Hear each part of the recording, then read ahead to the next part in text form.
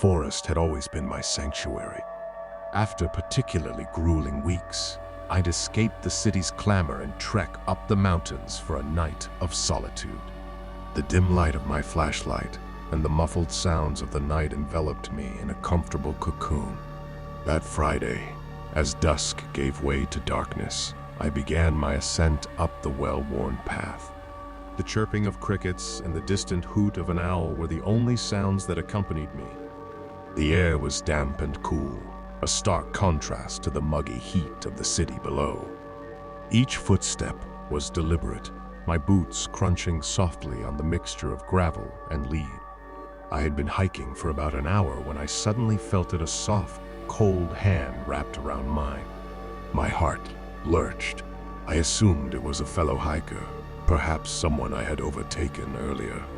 "Sorry," I muttered, pulling my hand back and turning on my flashlight. To my astonishment, there was no one there. My heart raced. I swung the flashlight's beam in all directions, desperately searching for the owner of the hand. But all I saw were trees and shrubs, their shadows dancing eerily on the ground.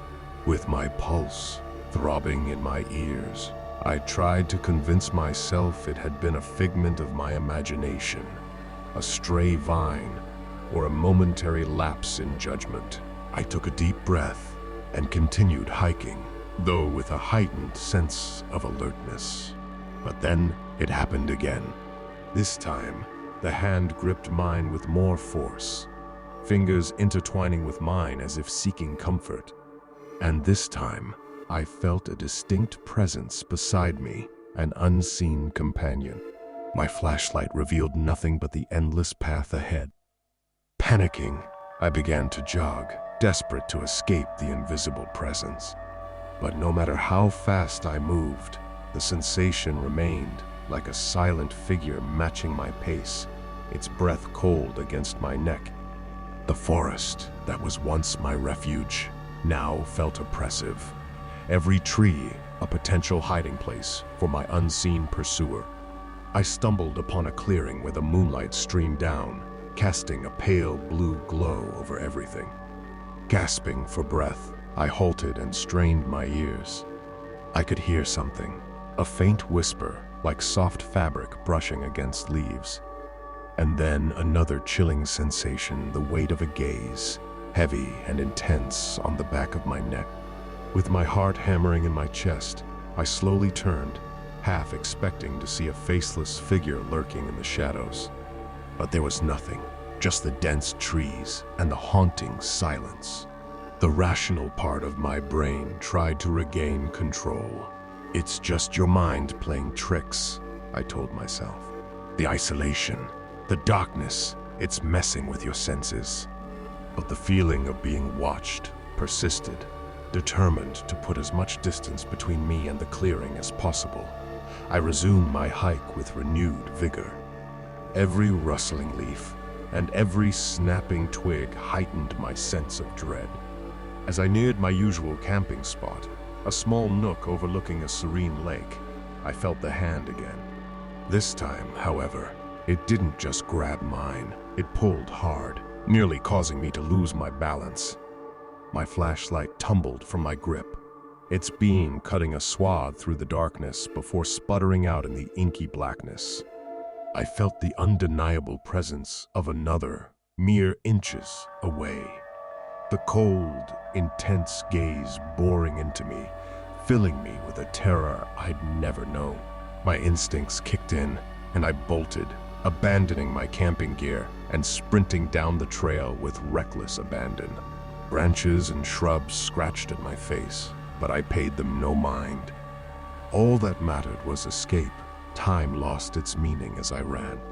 The unseen companion seemed to be everywhere and nowhere at once. The hand would grasp mine periodically, sending me into a fresh bout of terror each time. Then, as suddenly as it began, it stopped. The weight in the air lifted. I slowed to a stop, gasping for air, my sides burning. The forest was quiet once more, the chirping crickets and distant owl once again my only companions. I never did find an explanation for what happened that night. Some friends suggested it was a result of exhaustion. Others thought I had encountered a protective spirit. But I know what I felt, the cold, unyielding grasp of something not quite human. I've always prided myself on having an excellent sense of direction. So when my friends suggested a late-night hike in the forest where we played as kids, I was more than confident.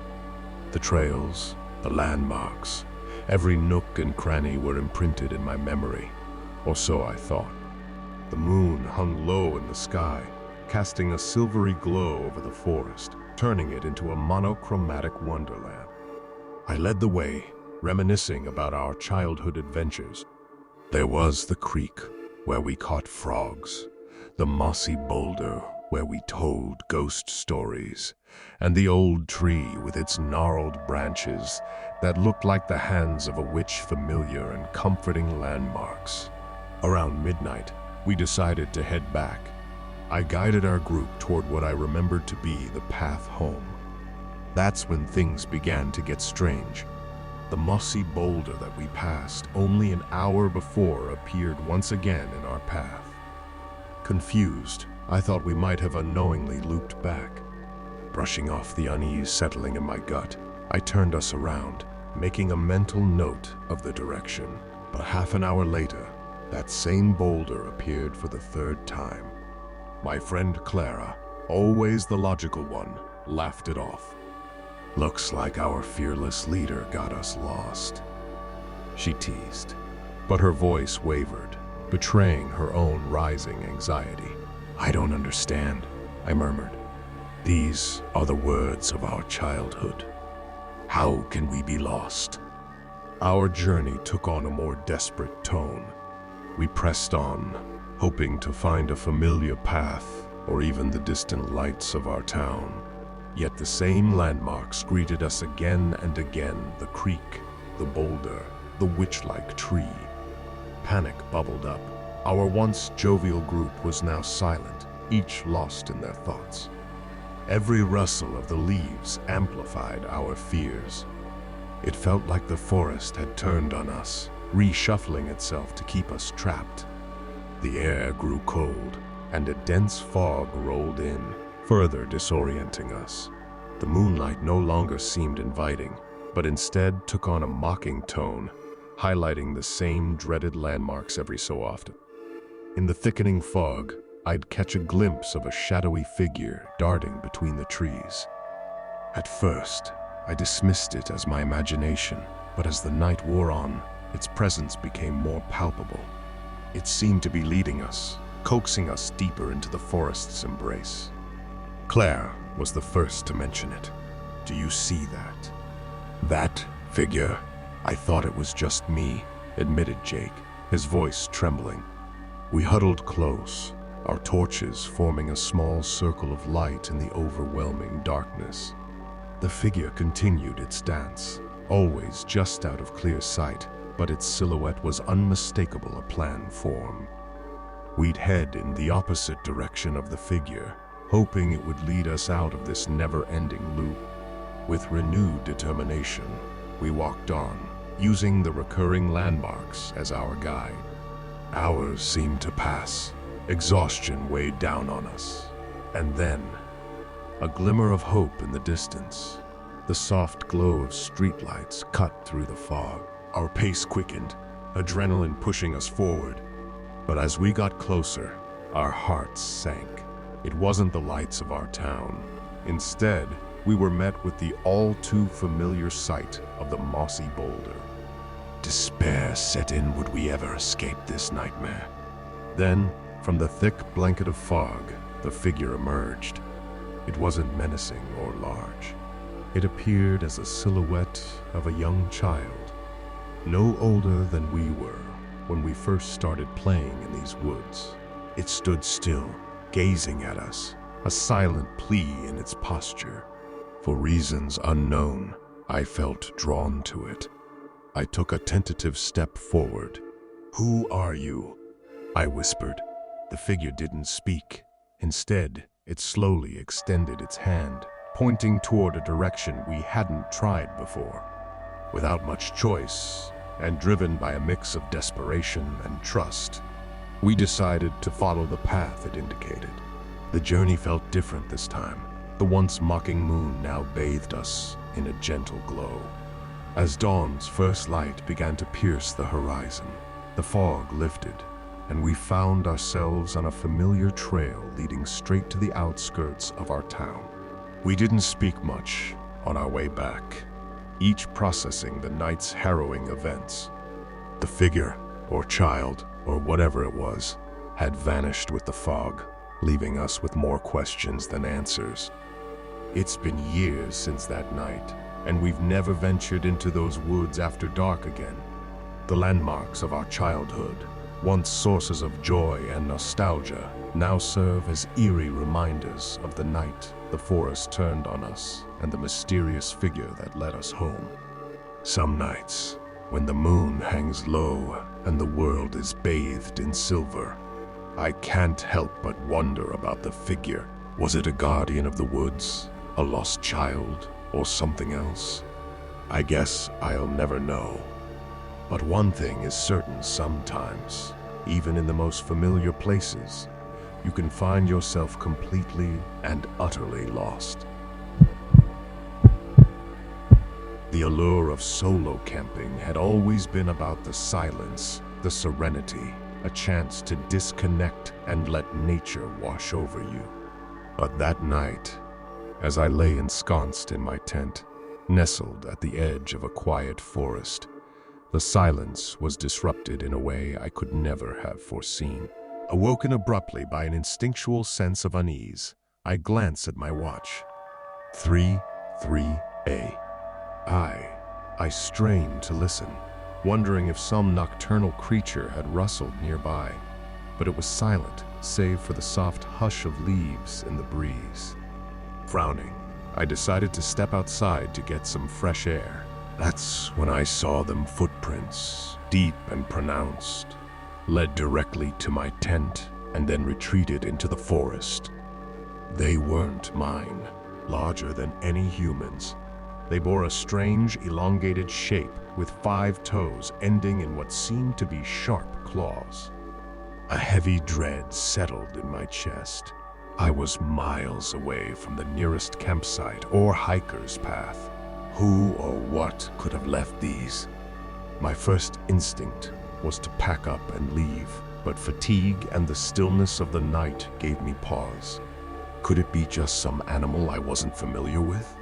Perhaps it was a prank by some locals or other campers. Trying to convince myself it was a harmless anomaly, I decided to go back into the tent. I reassured myself that in the clarity of daylight, things would be more discernible.